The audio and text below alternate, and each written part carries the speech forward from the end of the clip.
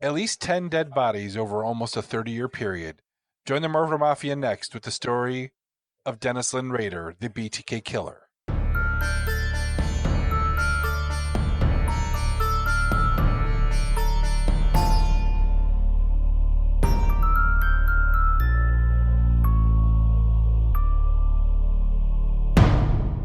Welcome back, Murder Mafia. Thank you for joining us. I am your host, the Podfather, Richard Bystron. With me, as always, is my right-hand man, my number one consigliere, Mr. D.W. Dillon. What's going on, boss? Thank you. I'm glad to be back. It's a really good case we're about to cover. This is the finale for Season 1, Episode 10, Season 1. Made it a whole season already. A whole season, if you can believe that. And we saved our biggest case for the finale for season number 1. What we're going to do, the most well-known case, but yeah, by far. What we're going to do, and you guys will see going forward, is every season for us will be 10 episodes, 9 of which will be unknown killers that most people don't know about, and then one big boy mixed in. And boy, did we go big on this season finale. Dennis Lynn Rader, the second serial killer with the middle name Lynn. I don't know if that's a coincidence or not. The BTK killer. I know Dylan was excited for this one. Yeah. So if you guys didn't realize, the first season was more of a test. So we actually covered 2 big killers. BTK is the second one, and we covered Ed Kemper, but we've tested around with stuff, and this is going to be the best for our podcast. But yes, this is a very good case we're about to cover. And he doesn't just go by the BTK, but yeah. But I think the only nickname that people would really know him by was the BTK killer. Well, I know him by a couple of the ones he has up here, but yeah, go ahead. Sure, you do because you've studied him, though. I would say most lay people, though, that are just casual criminal fans, true crime fans, probably wouldn't know him by anything other than that. Yeah, of course, and we'll go over some of those nicknames in a minute. Absolutely, and in my opinion, my humble yet studied opinion, maybe, the one of the worst serial killers in United States history. Yeah, he had a bondage fetish, which, if you guys don't know what BTK means, it means bind, torture, and kill. Which was a moniker he actually dubbed himself. Well, he teased the police, which you'll find out later in this case was actually the reason he got caught, like 20 years later. 30. His first kill. His first kill was 1974. Yeah, but his last murder was 91. He got caught in 2005. I mean, first of all, the fact that he went 31 years without getting caught is ridiculous. And the only reason he got caught is because he slipped up. And I don't think he slipped up. Yeah, he was stupid. But I don't think it was. I think it was intentional. I've read this case hundreds and hundreds of times. You know, if you start to really look at it, it seems like it. But at the same time, why would you wait 31 years to because he was, I think, in my humble opinion, he was hoping that there would still be more media coverage on him. And the only way to do that then was to either start killing again or to turn himself in. And I think that's why he did it. But you got to remember, at that time, he was old, so he couldn't go kill people like how he used to. That's my whole point then. The next best thing would be for him to turn himself in. To get the media attention, sure. He's just like kind of Berkowitz in the same way, Son of Sam. Exactly. So we have 10 confirmed dead. Joseph Otero, 38. His wife, Julie Otero, 34. Their 2 children, Joseph the second, 9, and Josephine, 11. And I'm going to put a disclaimer on this one. I normally don't put disclaimers because it's pretty cut and dry. There's a lot of very explicit details we're going to go through in this case. A lot. And a bigger warning, I have to update the website, which I'm probably going to do this evening. I'm going to be uploading a lot of pictures for this guy. There is a lot of very, very sexually explicit pictures. Yes, he actually took bondage photos, and so those are going to be up on the website. So if you guys easily can get disturbed pretty easily, do not look at those. If you're easily offended, please understand that those will be up there. And this is nothing sexual by any means, but this is just how graphic this guy was. This is just for people to get a grasp of understanding this is real and people are mentally insane. You are going to get a much more in-depth look into his mind and the mindset of a serial killer with, I think, BTK more than anybody except for Mamie Manson. And this is a wild ride. Absolutely. So Kathryn Bright, 21 years old. Shirley Vian, 24 years old. Nancy Fox, 25 years old. Maureen Hedge, 53. Vicki Wegerle, 28, and Dolores E. Davis, 62. Okay, we're going to take this one step by step. This is going to be, since it's our finale, it's probably going to be a longer episode, between 45 minutes and an hour. So we're going to go into a lot of details here. So one thing I just want to point out real quick is you'll see with some serial killers that they have patterns, but even if you look at the ages, he didn't. Now, we're going to get into the specifics of the murders in just a second, but he killed a 38 and 30, this is ages, 38, 34, 9, 11, 21, 24, 25, 53, 28, 62. There's no there was no same, like there was no There was no victimology. There was no clear cut pattern. There was later in the case, but at this point there was not. Sure. Because he actually mentioned something. Go ahead. So Dennis was born in a quiet part of Kansas, close to where Kansas, Oklahoma, and Missouri all met. He was born March 9th, 1945. He was the first of 4 sons born to William and Dorothea Rader.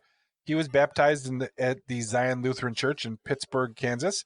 His father was a member of the United States Marine Corps, who later worked actually for the utility company KG&E starting in 1948. The family actually moved to Wichita when Dennis was a young boy. The Raiders settled into a modest but a nice home. You can actually Google it, 4815 North Seneca, which remained as the Raider household until 2005. We're going to get into psychology here a lot later on. Not much is actually known about his childhood. He did join the Boy Scouts at a very young age. He attended Riverview Elementary School. By his own admission, he says he developed fantasies about bondage, control, torture, and murder at a very, very early age. He, in one of his interviews, said as early as 6 years old, he would have fascinations about this. He specifically remembers fantasizing about Musketeer and Annette Funicello, which Dylan probably is too young to remember. Don't know what that is. Yeah. The Musketeers were a Disney show that was on in the 40s and 50s. Annette Funicello was the young, pretty actress at the time. So, and he went all the way back having, fantasized about tying her up. He did admit, and we talk about the triad for serial killers at a very young age. He admits to having killed multiple cats and dogs by hanging them as a youth. Okay. So he only, from what I understand, at a young age, only presented one of the the legs of the triad. The triad, for those who didn't listen to our previous episodes, animal torture, bedwetting, and what's the third one? Arson. Arson, exactly. That was for guys. We have a separate one for females. We can go back and listen. I think we said it in Kristen Gilbert, if you want to hear that one. I believe it was Kristen Gilbert. Yeah, where we touched on it, because we didn't touch too much on it on Piolia, because she didn't really, it wasn't that type of killer. It was a mass murder. Exactly. So those who knew him personally actually described him as a very quiet and polite young man who kept to himself, which doesn't surprise me. A lot of serial killers are introverts. They're not extroverts in their general personality. He was not social at all in high school. The young Dennis Rader showed no interest in music of the times, which is very strange, because music during that time in the 60s and 70s was the big thing for kids, because it was changing. The whole landscape of music was changing. And weed. Sure. Or drugs. Exactly. He was described as a person who chose his words very carefully before speaking. Again, another thing that we talk about with a lot of these guys, super high IQ. Not necessarily book smart, as we'll get into here shortly, but a very high IQ, because it takes a lot of preparation to do what these guys do and get away with it for as long as he did, 31 years. Yeah, like we had Kemper, and then Kristen Gilbert was really smart. There's a lot of people we covered are super smart. There's some that are absolutely stupid too. Sure. Yeah, I mean, David Lynn Jordan was an idiot. That's why he was a dishwasher. Jesse Dotson was not smart either. There's I don't know. No, exactly. So Dennis Rader graduated from Wichita Heights School, class of 1963. In his latter adolescence, he appears to have employment. He worked at a grocery store for a while. In 1965, he entered Kansas Wesleyan College in Salina, a little bit too far away from Wichita. Unfortunately, he didn't like living far away from home. He only did a couple semesters there, and at the age of 66, in the summer of 66, at the age of 21, he actually joined the Air Force. Mm-hmm. He was first sent to Lackland Air Force Base in San Antonio for basic training. He spent some time at Shepherd Air Force Base in Wichita Falls.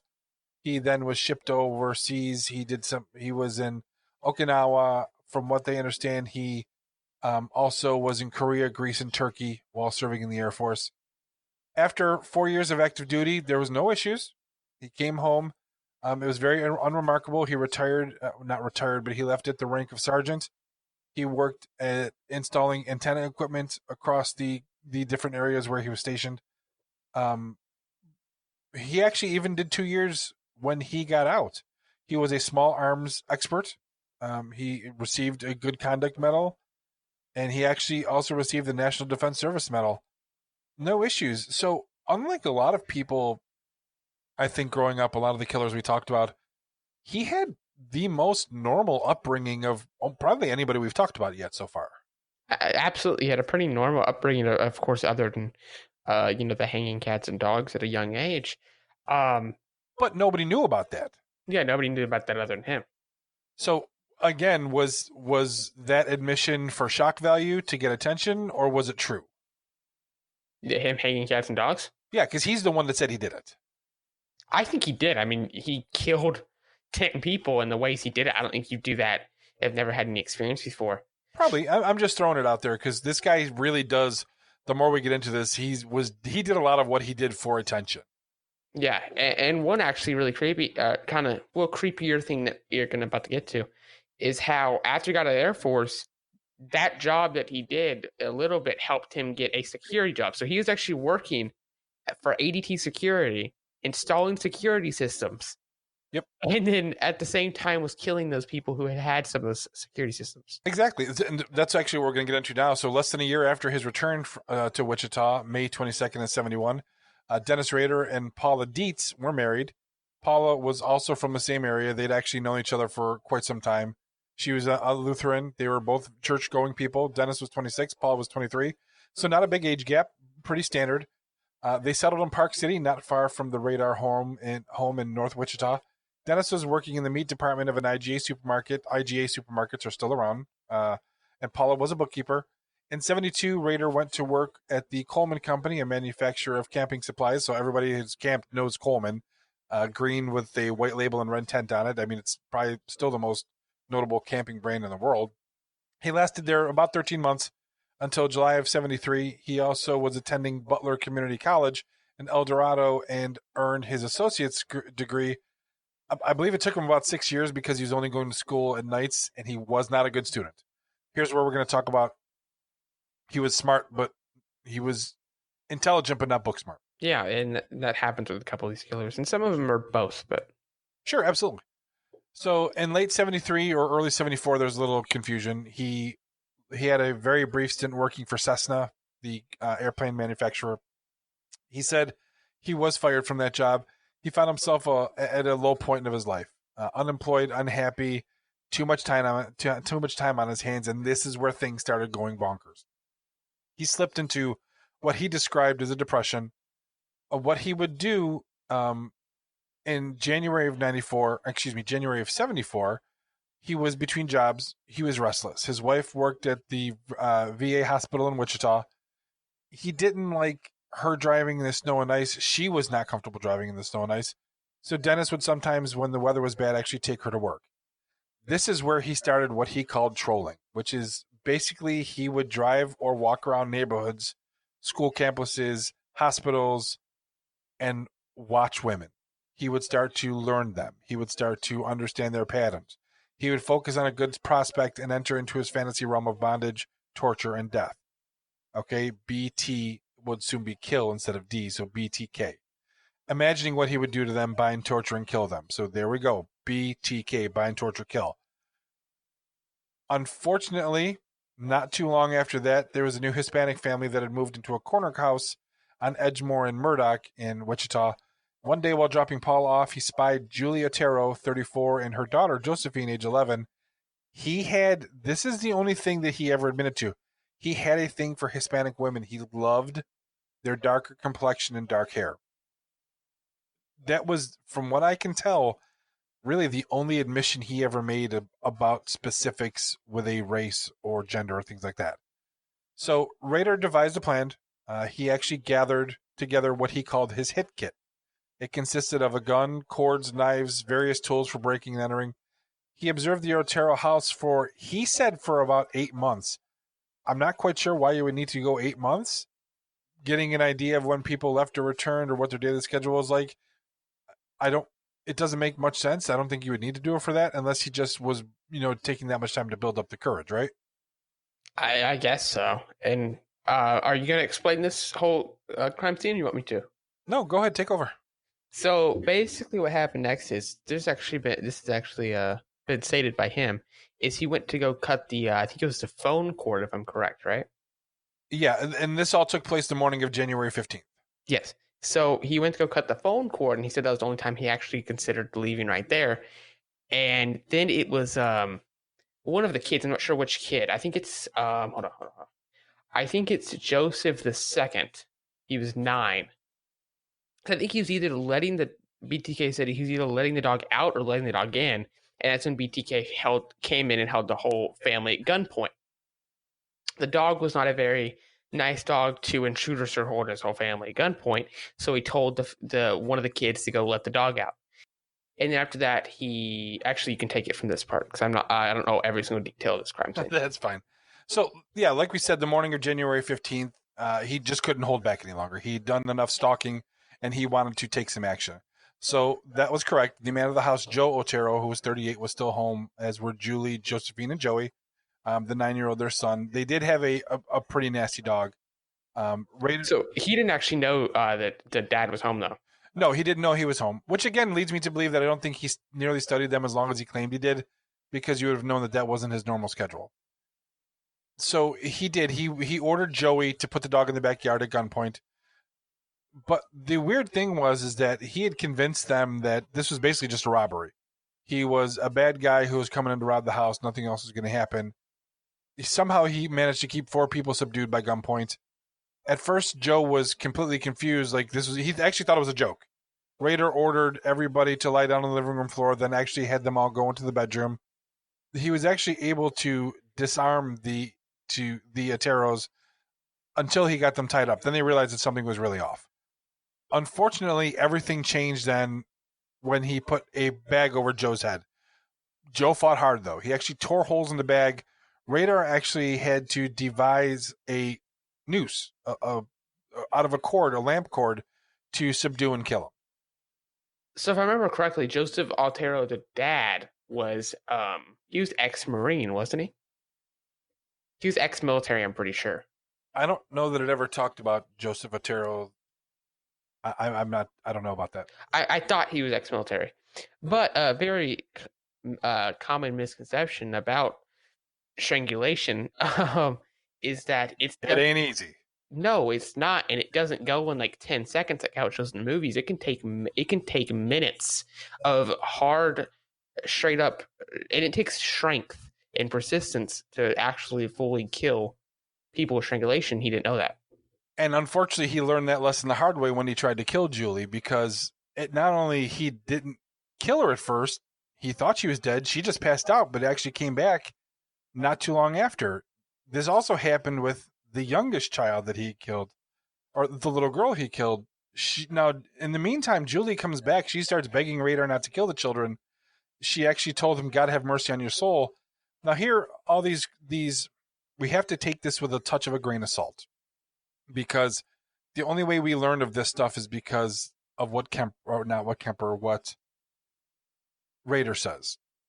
So is some of it maybe fantastical or scripted? Maybe, but it doesn't sound too far out of the realm of reality. So unfortunately, 9-year-old Joey was the next one to die. Rader got him in the bedroom.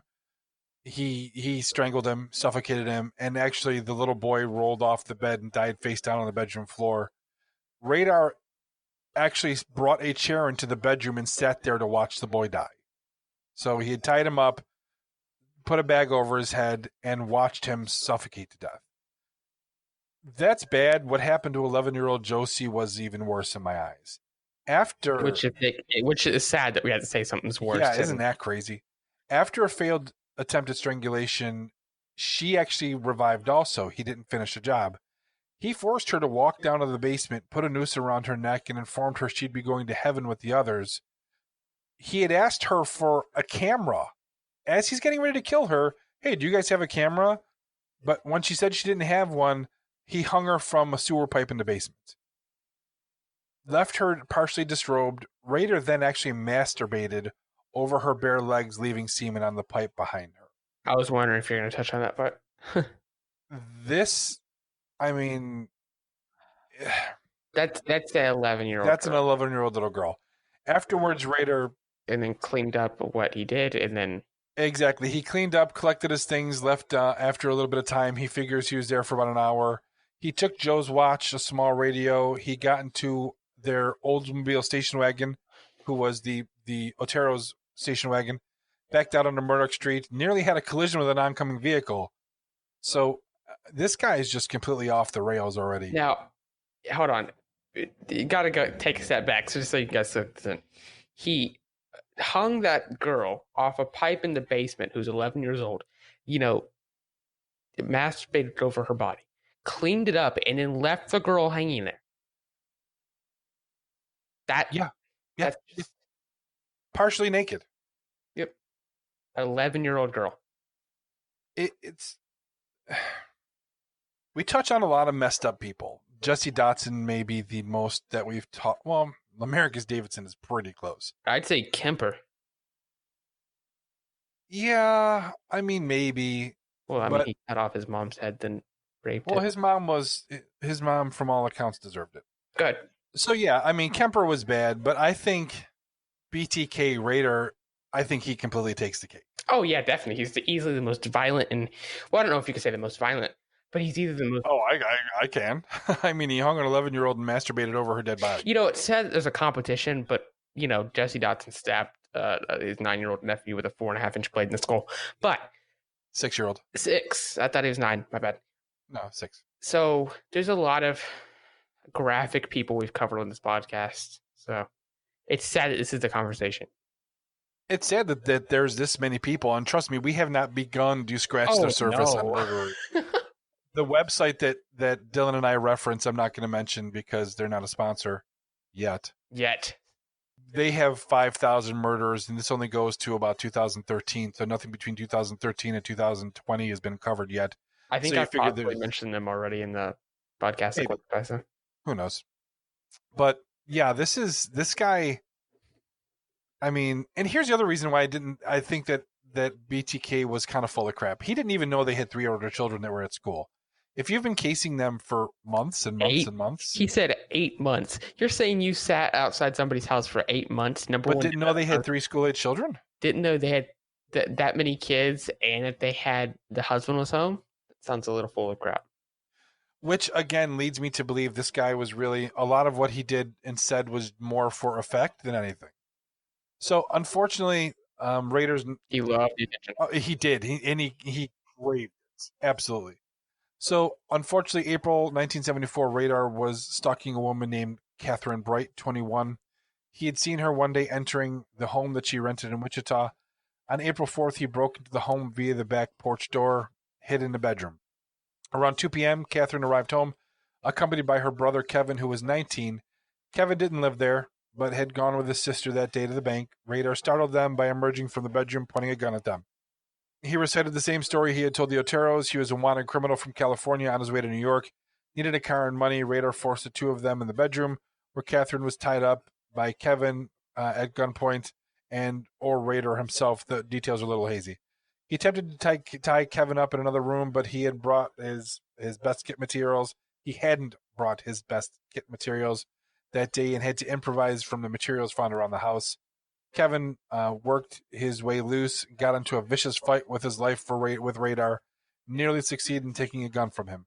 So think about it this way. If this would have possibly happened, if Kevin could have gotten the gun away from him, this could have been the end of it in 1974 of April, but unfortunately it didn't. Rader did grab the gun back and got off a shot that hit Kevin in the face. Still fighting, Kevin made one more attempt to overpower Rader, but unfortunately got shot a second time in the head. Stunned and bleeding, Kevin appeared to be dead or dying, and Rader went back to work on Kathryn.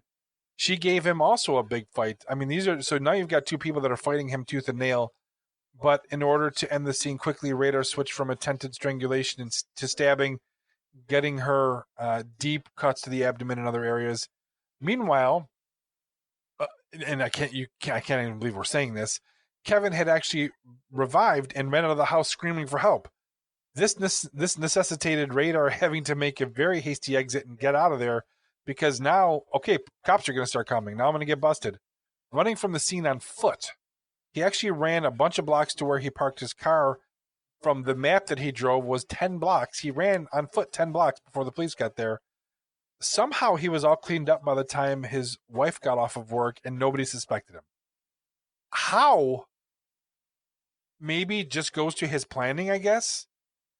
I don't quite understand.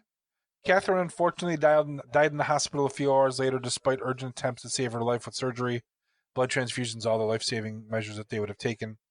Kevin was in critical condition with his head wounds, but he somehow survived.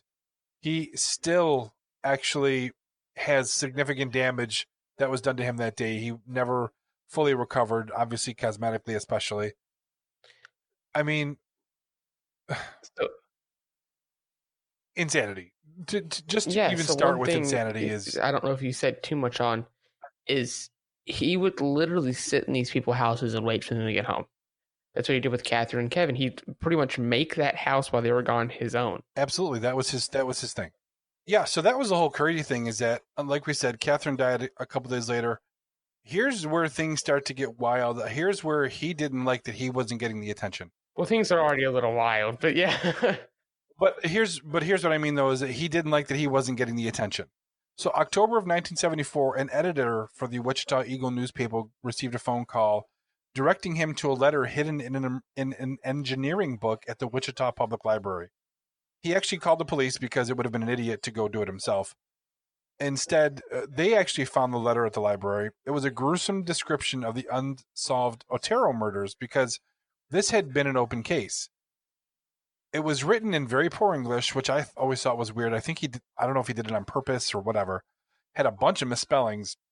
The writer was concerned that, here we go, the police had recently arrested the wrong men for the Otero murders and proudly proclaimed, and this is a quote from the letter, "I did it myself with no one's help," he said. "The code words for me will be bind them, torture them, kill them. BTK ... So now we start to see the personality, I guess, or the motives behind everything, which almost to me at this early stage seemed like he was so unhappy with his boring life that now he wanted to live a secondary life where he was important. Yeah, he had a very boring life, I guess, if you put it like that. And he wanted the attention. I think he wanted a name. Of course, he can't say, "Oh, come hunt Dennis Rader," but you can come up with a name, I guess. Absolutely. So November of 1974, Rader actually finally found a steady job with ADT Security, which you mentioned earlier, a company specializing in alarm systems. They're still around to this day. He actually worked there for 14 years, so until 1988. He rose to the position of installation supervisor, which gave him, unfortunately, for his next set of victims, an unbelievable amount of flexibility in terms of where he could be during the day. In 1975, Rader's first child was born, Brian. Dennis still had a full schedule between ADT and going to night school at this time. Even though he wasn't known to commit any crimes during 75 and 76, by his own description, he had trolled for more victims than ever in his whole time during that 30 years. This is when he was trolling the most. March 17th of 77, Rader decided it was unfortunately time for a murder. He had been trolling a particular neighborhood fairly heavily and unfortunately had some women in mind there. He had met a woman named Cheryl in a bar and found her very interested. He was actually interested in her in a relationship type way. I mean, I don't know how much of a relationship it would be. Cheryl was renting a house with another woman and they actually had a lot of parties, so it was an easy way for him to get in the house. He found out where she lived and decided that it would be, quote, a go. This is his terms, meaning that this is going to be his next hit. Fortunately for Cheryl and her friends, nobody was home when Rader got there that day. He states that he had also cased another home in the neighborhood, but nobody was there either. So luckily, it didn't happen. Unfortunately, though, Rader went trolling on foot down Hydraulic Street and encountered a 5-year-old boy, Steve Relford. He had pulled out a photo of his own wife and son and asked Steve if he knew who they were. Steve said no, because of course a 5-year-old probably isn't going to know this guy's wife and child. Steve proceeded to go home. Unfortunately, Rader followed him. The next thing that he knows, Rader is soon knocking at the door and Steve answered. He was posing as an official person, a detective, they think, which makes me believe he might have been wearing like an ADT security outfit, maybe, because it's got the sewn on badge or something. I'm not sure because I don't know how you pretend to be a detective otherwise. He did gain entry to the home. There was 3 children home, including Steve, who was 5, an 8-year-old brother, and a 4-year-old little sister.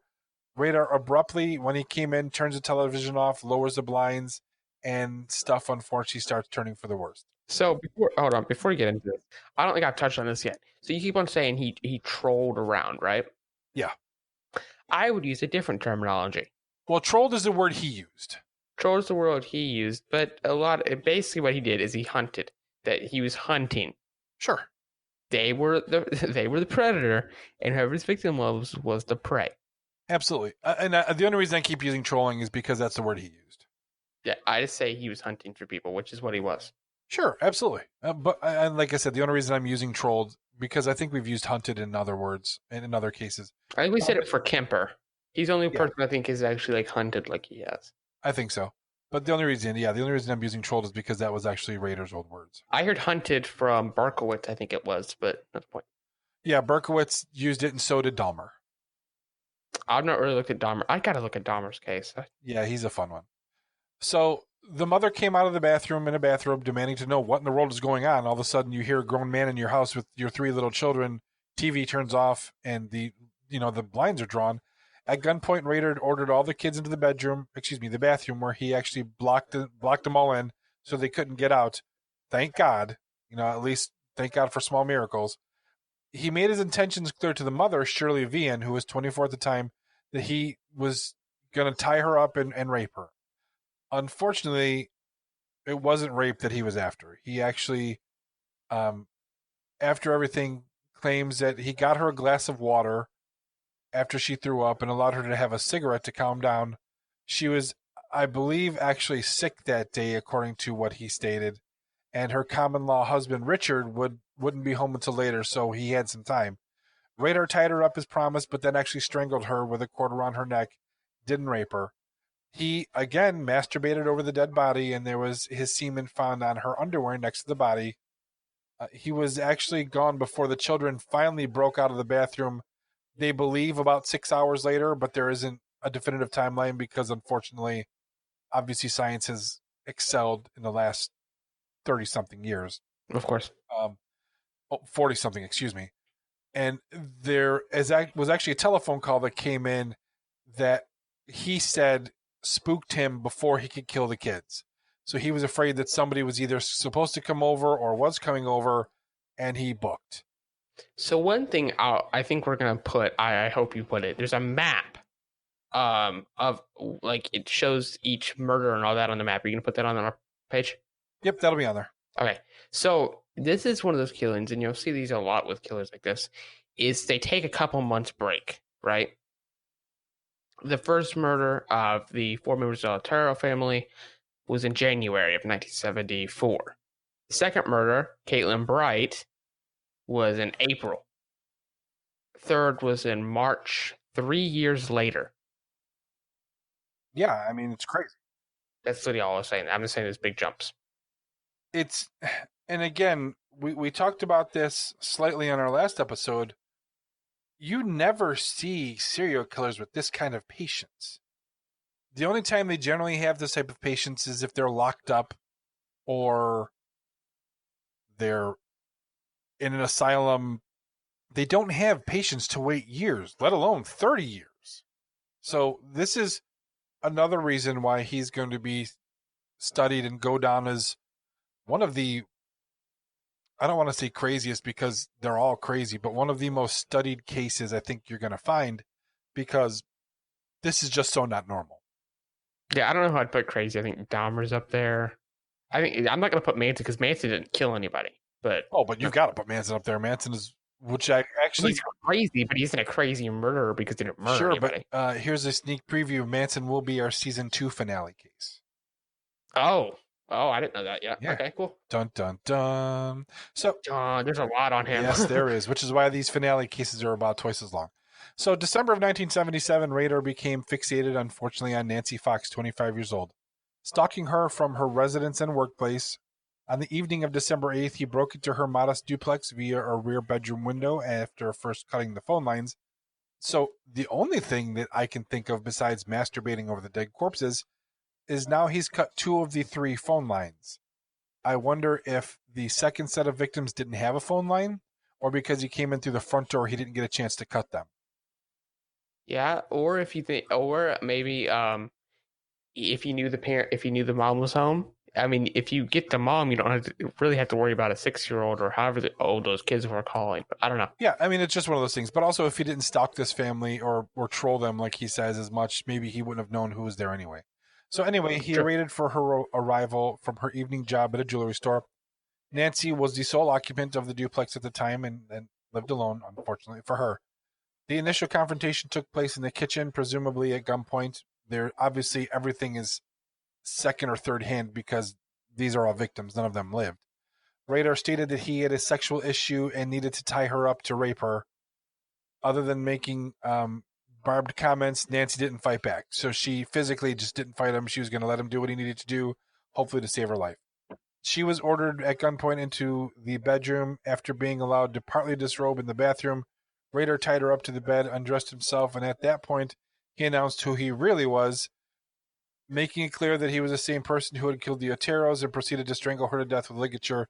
He left semen deposited on a nightgown found next to the body. So here we are again. Now he's craving the attention from his victims. He's craving the gratification is the wrong word. He wants to see in their eyes before he kills them, they know what's going to happen. Obviously, everybody knows about the Oteros. Everybody knows about these other murders. I think by telling his victims, I'm the one that did that, now they realize before it happens, it's going to happen to them also. So, and yeah, there's actually a phone call that I think you said you're going to put in this episode, right? I am. It's a phone call of him, of course, not Dennis Rader, but the BTK, talking about, in fact, well, it's like a 17-second, so you can't really explain, but he actually does say stuff about Nancy Fox. Yeah, he actually calls the police to tell them that she's dead. And they actually have the 911 recording, which I'm going to try to add into the clip here.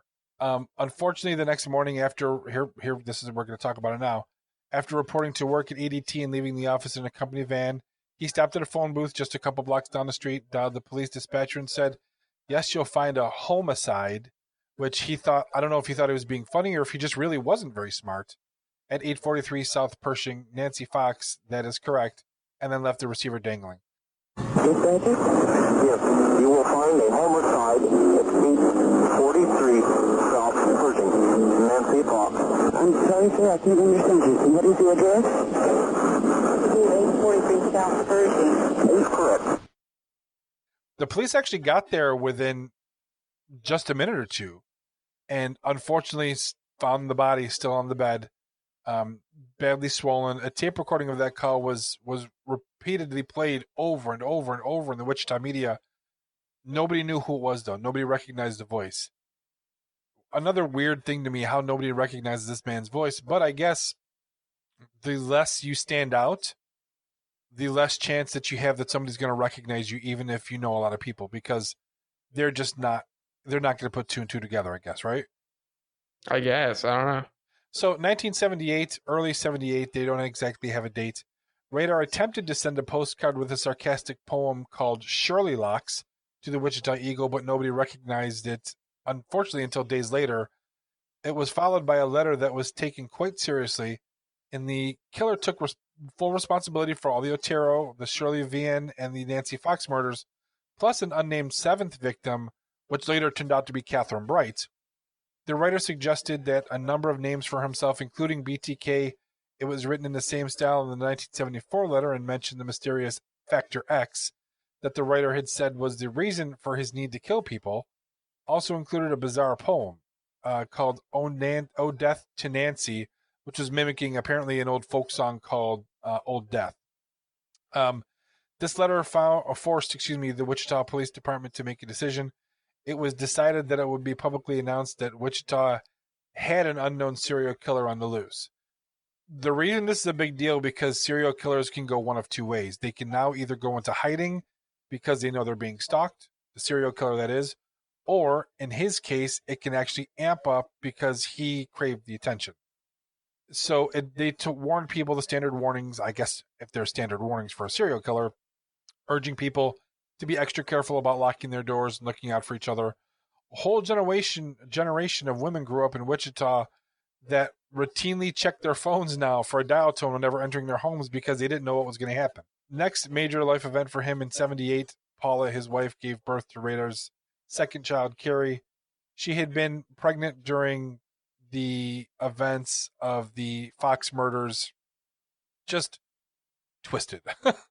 I mean, I don't even know how to put that. Next victim. If it's okay with you, I'm just going to read something that's off of the 1978 letter. Or do you want to wait? Go ahead. Want me to wait? Go ahead. No, go ahead. It says, I find this is including all the grammatical errors because spelling and grammatical. He wasn't book smart. He was just, like we said earlier. I find the newspaper not writing about the poem on vein unamusing. And he actually spelled it vein, like vein in your leg or your arm? Yes. A little paragraph would have been enough. I know it's not the media's fault. The police chief, he keep things quiet and doesn't let the public know they're a psycho around loose strangling mostly women. There's 7 in the ground. Who will be next? How many do I have to kill before I get a name in the news, in the paper, or some national attention? I'm sorry, this is kind of difficult to read because of the grammatical errors. Do the cops think that all the deaths are not related? Golly gee, yes, the MO is different in each, but look, a pattern is developing. The victims are tie up, most have women phoned cut, bring some bondage matter, sadist tendencies, no struggle. Outside the death spot, no witnesses except the Veins kids, again spelled vein in the arm or leg. They were very lucky. A phone call saved them. I didn't mean to interrupt you, but here we go. This guy, even he knew that the MO was completely off whack, but he's an idiot. He's an absolute idiot. I recommend. Well, I don't know. I'm not gonna. Do you not want to say the website? No, go ahead. Well, the website that I'm reading this off of. Oh no, that's fine. You can mention it. Okay, murderpedia.org. Great website if you guys are doing research, and there's even this whole. This is only a piece of taken out of that letter. Yeah, this guy. I mean, and this to me just proves my earlier thing. He just craved attention. Absolutely. That's all this was about for him. I almost hate to say it. I think maybe the murders were secondary to him wanting this fame. Absolutely. And yeah, I can't speak. After I read all these grammatical errors, now I can't speak. In a little bit later in this this letter that I'm about to finish, you can tell he just wanted the attention. Well, yeah, I mean, we've dealt with a lot of psychopaths.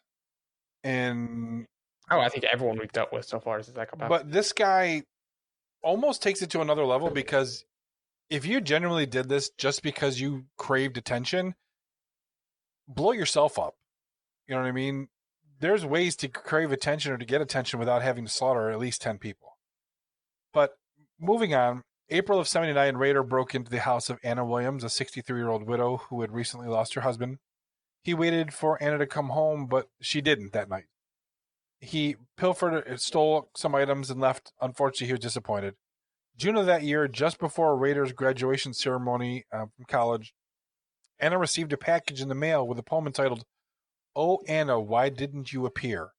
A drawing of what Rader had intended to do to her, which actually will be going up on the website, and a few of the things he had stolen. The next day, a similar package arrived at the studios of KAKE TV in Wichita. Obviously, Anna was terrified and immediately moved away.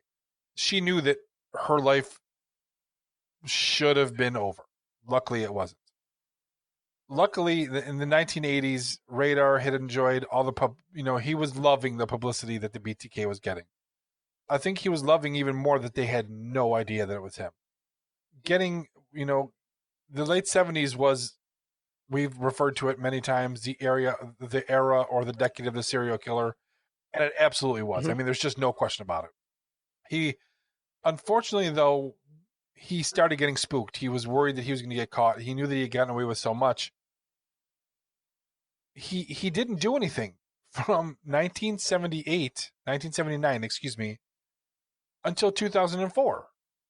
He did nothing that he took credit for. No murders, no rapes, no tortures. The weird thing is the only thing that happened during that whole time is he sent a letter, and I think it was in 1988, to the Wichita TV station. They don't even think it really came from him because there was the way the speech patterns were and things of that nature. It wasn't following what he normally did. But he did stay, he kept trolling. He was looking for victims. Okay, so before we go any further, that's a big letter that I was talking about just a minute ago. I don't want to read the whole thing because it's a really big letter. If you guys want to go read it, you can go look it up. But one thing I do want to touch on is that I think this is how it proves that he wanted the attention the most. At the very end, P.S. How about some names for me? It's time. 7 down and many more to go. I like the following. How about you? The BTK Strangler, Wichita Strangler, Poetic Strangler, the Bondage Strangler, or Psycho, the Wichita Hangman. No, Psycho, the Wichita Hangman, the Wichita Executioner, the Garrett Phantom, the Axefinator. No, I don't know how to say that last one. And then BTK. He named, I don't know how many actual names to call himself in the newspapers. So, yeah, I mean, this, again, you want to talk about a guy that's just craving attention. This is it. Absolutely. I think the only person you can compare to craving attention like this is Berkowitz. Sure. Who I don't think we'll cover on this podcast. We may eventually, but we aren't going to cover him. To me, I don't think he's a very good study. I think it's an overriding case. Personally. No. Anyway, so, yeah, he completely, 26 years, he just went silent. So, yeah, he just really, this is all about attention for him. I firmly believe that while almost, and this is going to sound crazy, it's almost as if the murders took a backseat to getting him fame. And I think if he could have somehow made money off of this, and he actually attempted to, he would have. The thing is, though, is that 1985 comes around. Nobody knows. Again, there's years since the last kill. Rader was a busy, normal family man. He was a Boy Scout leader. He, it was unbelievable just how much he'd gone through. He had planned that next murder out for a long time. He was now 40 years old. His son was 9. His daughter was 6. Maureen Hedge, 53, was a widowed neighbor who lived on the same street in Park City as the Raiders. Quiet, petite, little lady, a mother of 4 grown children who had lost her husband, Thomas, in the past year. In the 70s, the Raiders had purchased a small home on Independence Street during their walks. Dennis and Paula would sometimes actually wave to Maureen, who enjoyed gardening around the home. So this is the first time he actually was now going to kill somebody he knew. On the weekend of April 27th of 1985, Rader was attending a Boy Scout camp just outside of Wichita. He left the camp in the evening with the pretext of having a headache and needing to go to town to buy something for it. Parked his car by the bowling alley in the city and bought himself a beer. He swished the liquid around in his mouth, spit it out. He actually also spit some on himself so it would smell like he had been drinking. Calling a cab and pretending to be drunk, he instructed the driver to take him to a park in the city so that he could walk it off before going home. The park adjoined the backyard of the Hedge property, so now we know this was all set up. This was a very well-calculated one. Rader was disappointed to see Maureen's car in the carport and assumed she was home. He cut the phone line. Again, here we go. Quietly pried open the rear door using a screwdriver. It turned out that no one was home, like he had hoped. And soon a car pulled up and Rader hid in the bedroom closet. Maureen Hedge and a friend, Gerald Porter, entered the home. Gerald left for the night around 1 a.m. Rader waited while Maureen went to bed and fell asleep. He then crept out of the closet, flicked on the bathroom light, and pounced on Maureen in the bed, manually choking her, a tiny little woman, 100 pounds, to death. However, his fantasy driven out, it wasn't over yet. He was not done with her. He dragged the body with the bedding to her car and put her in the trunk. Rader then drove directly to his church. Talk about twisted. Hold on, you actually skipped something. But I skipped. Okay, so he strangled her and then she died. I'm reading the straight testimony. After that, since I was in a sexual fantasy, I went ahead and tripped her, I am not sure if I tied her up at that time, but anyway, she was nude. I put her on a blanket, went through her some personal items in the house, figured out how I was going to get out, and then threw her in the trunk. Unbelievable. So he stripped, and then tied her up, and then. But I know it's tiny detail, but no, but it just shows you the mindset of him. So, like I said, he drove to his church where he was a person that he actually had keys. He was that trusted. Dragged the body underneath some trees and entered the building down in the basement where he taped black plastic over the basement windows so nobody could see inside. He then dragged the body down into the basement of the church and photographed it in various poses. Unfortunately, it was getting late, and Rader kind of rushed back to the car with the body and took off. He found a dumping place in a ditch along a dirt road several miles outside Park City and kind of concealed the body. There's pictures that'll be on the website. He didn't conceal the body. He wanted her to be found. There's pictures? Yeah. I'll attach those. He left some knotted pantyhose by the body, which apparently had been used for something you would assume tying her up during the night. At one point, Rader had dropped the car key onto the dashboard, and the key actually slid down and wedged under the windshield. He actually had to smash a rock to break the windshield to get the key. Otherwise, he wouldn't have been able to leave because his car would have been stuck. Unfortunately, at this point in time, they figured it was about 5 a.m. The sun was starting to come up, and he had to get the heck out of there. He parked Maureen's car after wiping it down and returned to the scout camp that he had deserted earlier in the night. So now, he had a built-in perfect alibi. No, I was at a scout camp the whole weekend. He couldn't have killed her. He wasn't connected to this crime until 20 years later because he still had the pictures. Mm-hmm. Unfortunately, the next victim, September of 86, Rader had his eye on Vicki Wegerle, a 28-year-old mother of two. She would walk by her house hearing strains of piano music as Vicki played. On September 16th, he took some time out for a PJ, which he called a project, which is what he called the people he was going to kill. About 10 a.m., he showed up at Vicki's door dressed like a telephone repairman, complete with a hard hat. Somehow managed to get in because Vicki let him inside. She thought that there was a genuine issue. He fiddled with her home with an improvised testing gadget and then informed her that she was going to be tied up. We're assuming that he used a gun. He forced her into the bedroom and attempted to tie her up, but she gave him a big battle. She was one of the fighters. She scratched him a bunch of times in the process. Rader prevailed, unfortunately, because generally a 20-year-old woman is not going to be stronger than a 40-year-old man. He did tie her up, proceeded to strangle her using pantyhose as what he used to strangle her with. He photographed the dying body in a few poses and hastily left in the Wegerle car. Vicki had warned him that her husband would be arriving home shortly. Rader then stated that had the husband come home, he would have killed him also. So I guess thank God for small miracles. Bill Wegerle, sorry for butchering your name, no pun intended, did come home soon afterwards and saw his own car going in the opposite direction. Talk about that wouldn't be weird. But it didn't appear it was Vicki. His 2-year-old son, Brandon, was still in the living room unattended when Bill got home. He couldn't find Vicki at first, who was on the bedroom floor behind the bed, but finally did find her. She was rushed to the hospital with paramedics trying to revive her, but unfortunately was pronounced dead shortly later that day.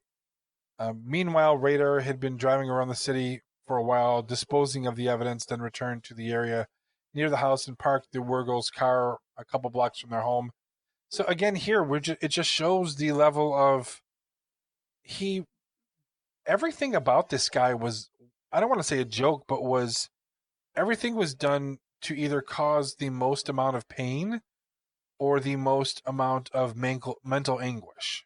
Yeah, and it's crazy because you got to realize that I'm not sure. There's been a couple breaks in this podcast, but we're already at 60 minutes. There's still murders left. Yeah, crazy. Which is uncommon for this podcast. Yeah, I mean, normally 35 minutes we're done by, and now we're almost 60 minutes into it, and we still have a couple left here to cover. So nobody heard from the BTK for the next 8 years, and people discounted this one as a BTK crime because he had taken so much time off, and again, this just doesn't happen. They were going to charge the husband with the murder.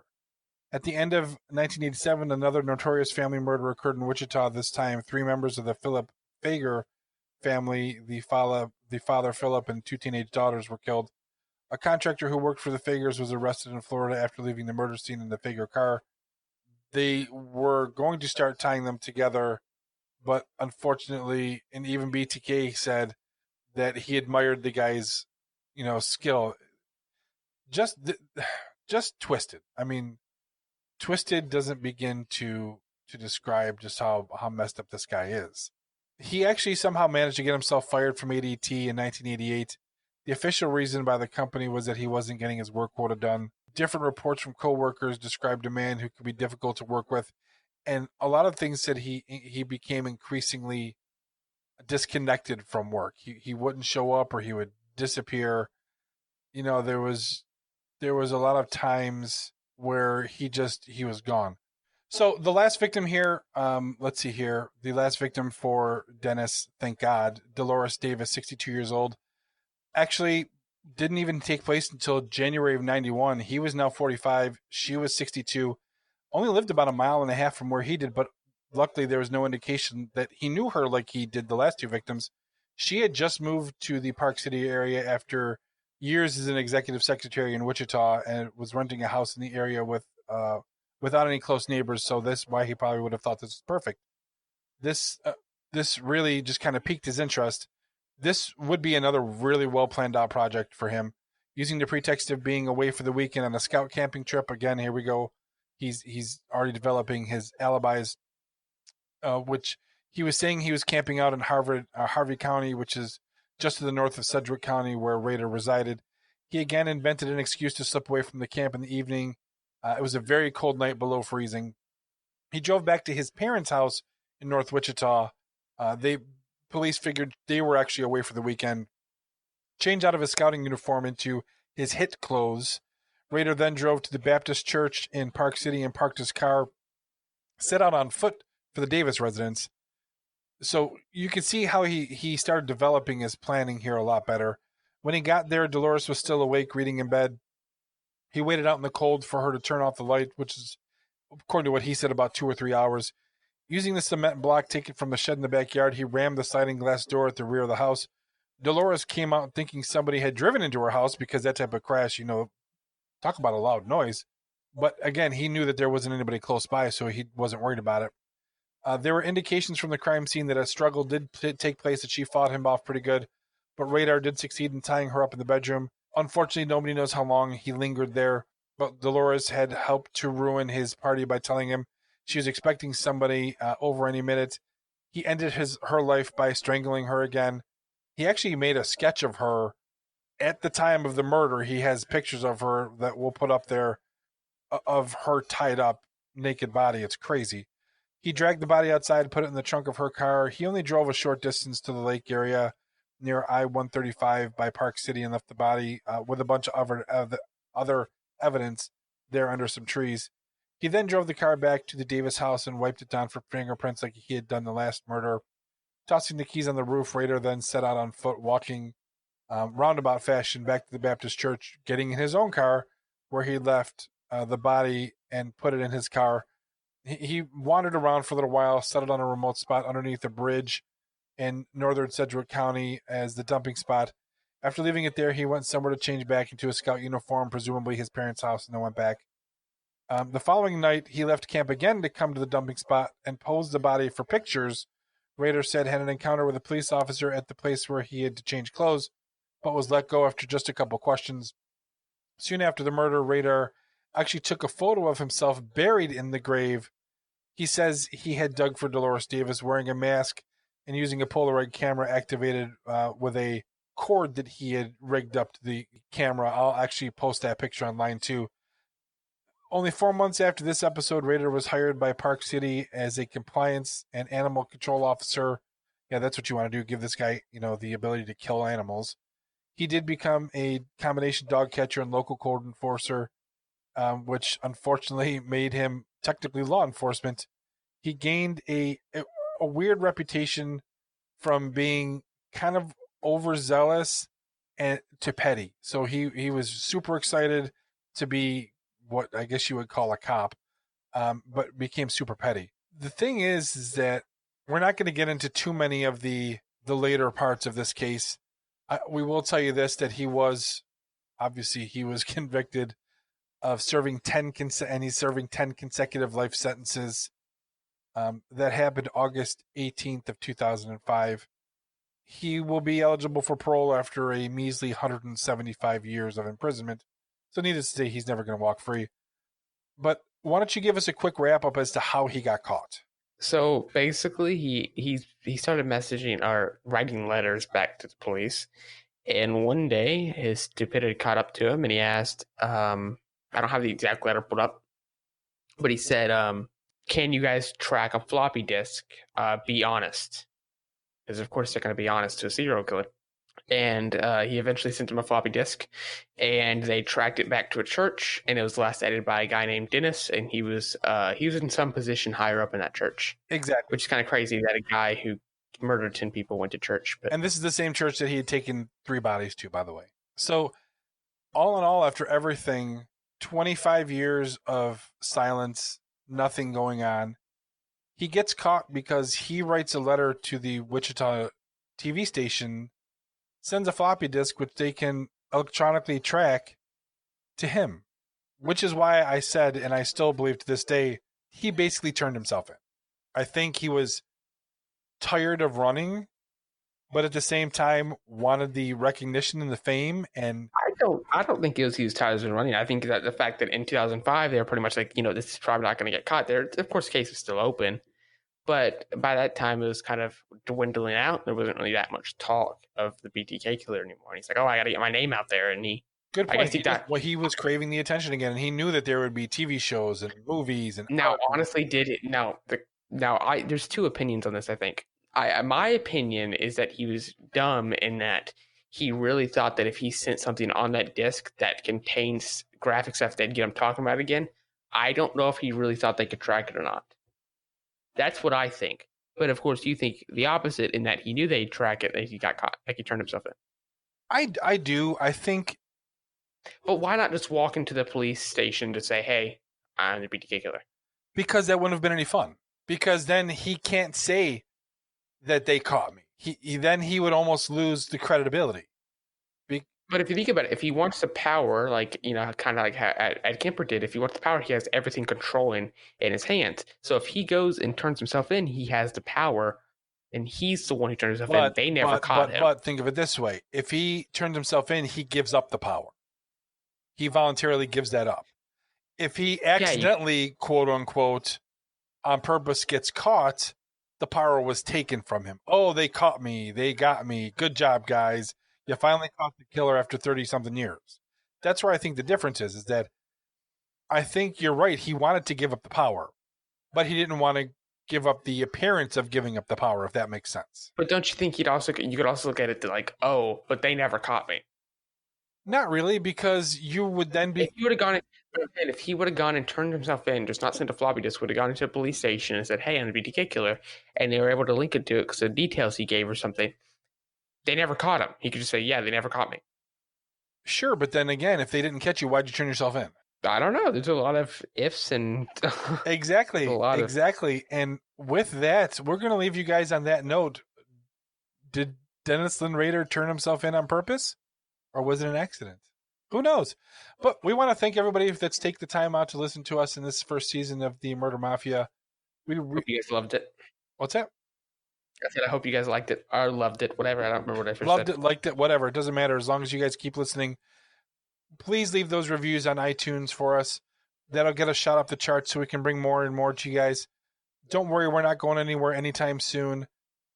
This is the first finale that we've brought to you. We're going to bring you hopefully many, many more in the future. I know personally from myself, I love doing this. I love talking with Dylan about this type of stuff. Oh, I love this. This was a great experience. I hope to do 15 million seasons. Not really, but Absolutely. We just want to say thank you to everybody. Please keep listening to the Murder Mafia. For myself, the Podfather Richard Beischner, from my right-hand man, Mr. DW, we appreciate you, and we'll talk to you soon. Stay safe.